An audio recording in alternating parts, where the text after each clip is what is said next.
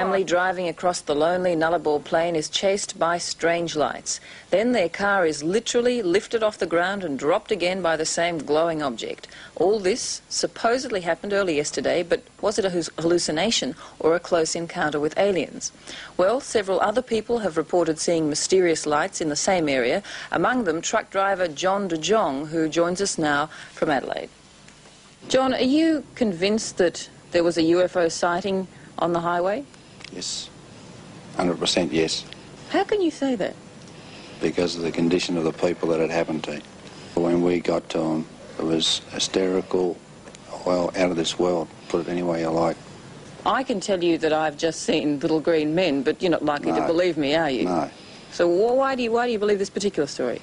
Well, there's two incidents that come up fairly recent in the last few months. One is I was followed for about an hour and a bit by a big bright light, which sounds silly, but I was followed. I was on my own. There was no backup to that story. It did frighten me. I actually kept travelling and locked my cab up and kept driving. It sounds silly, but it's true. Did you think that was a UFO at the time?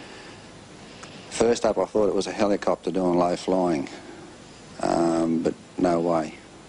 It wasn't a helicopter because I checked it out to see if it was one in the area. So that was one experience. Any more? Yes, I had another one just before Christmas, about an hour from where this happened. I was travelling along, minding my own business, and the truck just got uncontrollable. I couldn't drive it, so I just pulled it up very smartly, got out, checked all my steering, and everything was in perfect condition. I took off and no more dramas. So how do you explain these mysterious occurrences in that very spot? I wish I knew. It's not scary, it's a mystery that I wouldn't mind solving. It's a problem out there, and it's a lot more happening. Do you know of any other drivers who've had similar experiences there? A lot of us talk about them, yeah. What kind of experiences? Well, the sort of things that, like I've just said, the truck just does funny things, you get electrical problems, there's no electricity out there, so what's going on? Your hair stands up on the back of your neck for no reason. You get frightened. So there's a whole lot of you truckies who are now believers in UFOs? Well, whether it's UFOs or what it is, I don't know, but see, the thing that, how do you explain it? You see things and you hear things, but no one wants to believe you. It's hard to come on here and explain it. It's nearly impossible. Have you ever said to yourself, maybe I'm going a little crazy? No. You're absolutely sure that you've experienced... I've got to be silly to be driving a truck, but that's beside the point. So what kind of effect has all of this had on you? Are you more careful when you drive down that stretch of road? Well, we'll be going back again next week. See what happens next week? Yeah. Okay. So, well, every trip's a different one, but this is one that I would like to follow through because it actually happened, and if it hadn't have been for the people, I wouldn't have worried about it. John, thanks for joining us. Away from the reported sighting of a UFO on the Nullarbor Plain. This is despite a second report from a Port Lincoln-based tuna boat that they were buzzed by a UFO. The Defence Department says it won't be investigating. Police also don't intend to test forensic evidence taken from the car of a Perth family's encounter for at least another 10 days. Leapt to their defence. Truckie Graham Henley tracked down the Perth family in Melbourne today to offer his support for what he believes was a terrifying experience. Graham Henley has spent 12 years crossing the Nullabor and he's seen some strange things. Today he caught up with the Knowles family to talk about one of the strangest. Whew, you look a bit better than the last time I saw you. Graham went looking for Faye and her sons after scientific reports discounted their story that their car had been damaged by a UFO. Graham was the first person to speak to the four after their encounter, and he inspected the Ford Telstar.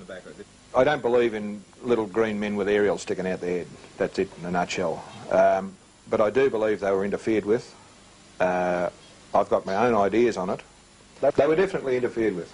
What state were they in when you saw them at the petrol station? Absolutely terrified. Totally terrified. Their reactions were totally different to a person out of a car accident. After the reunion, in more relaxed circumstances, there was even a chance to laugh about their ordeal. These two guys standing trying to pour this fuel in the car. I reckon you got 3 gallons on the ground and one in the car. Graham will drive his truck back across the Nullarbor this week. Family claims it was terrorised by a bright orange object. As Brad Smith reports, their claims have now been supported by other travellers. It was early morning on the sparse wasteland of the Nullarbor Plain when Faye Knowles and her 3 sons claim they heard an ear-splitting whir as they were chased by a glowing orange object. The Perth family was driving east on the air highway near Mundrabilla, less than 100 kilometres from the South Australian border. Mrs Knowles has told police at Ceduna the egg-shaped UFO landed on their car as they were travelling at over 100 kilometres an hour. It swung the vehicle around before dropping it with such force it blew a tyre. What about the people? Were they harmed at all? Weren't harmed, but visibly shaken up. When the strange object disappeared, Mrs Knowles and her sons Patrick, Sean and Wayne found their Telstar sedan covered in black ash. Truck drivers on the Nullabor say there have been at least 3 UFO sightings since Christmas. Graham Henley saw the Knowles family at a Mundrabilla roadhouse. He confirmed they appeared shaken and upset. I really couldn't explain it in normal everyday terms, but those people were interfered with by something. And today, support for the bizarre story from another Perth family travelling along the Nullabor. Massive light. It was very, very bright. I mean, it would have to have a lot of power in those lights to light up the whole area, and the sky was lit above it. But it was too strange. bright. It was a strange phenomenon. It was much too bright. Experts say a possible explanation for the encounter may be a phenomenon called min-min, an Aboriginal term meaning dancing lights. It wasn't seeming to be there, you know what I mean? It seemed to, I don't know, kind of grabbed the car started to smoke, more or less, the car started to smoke up. It felt like something was on the car, but I couldn't really explain it. And all the dogs in the car started to go crazy. And inside the car, all the cars started to smoke, you know, wound in the windows and the car started to smoke up inside. And we started, it was really... Where did you think the smoke came from? I couldn't really think anything, you know, it's just... You know, What did it smell like? It smelled like dead bodies or something, you know, like, you know, it just smelled so really foul, you know, it's real sickening. It smelled like gas or something, I can't explain. Police and locals are puzzled about that too. Both the UFO and the car were travelling at about 200 kilometres an hour when the egg-shaped object lost its grip. On impact with the road, the car's rear right-hand tyre burst. Nobody can yet explain why the blue Ford Telstar didn't flip out of control, killing all the occupants. Nor is there any logical explanation for the almost perfect circular cut around the ruined tyre's outer casing, or the symmetrical dents on the car's roof.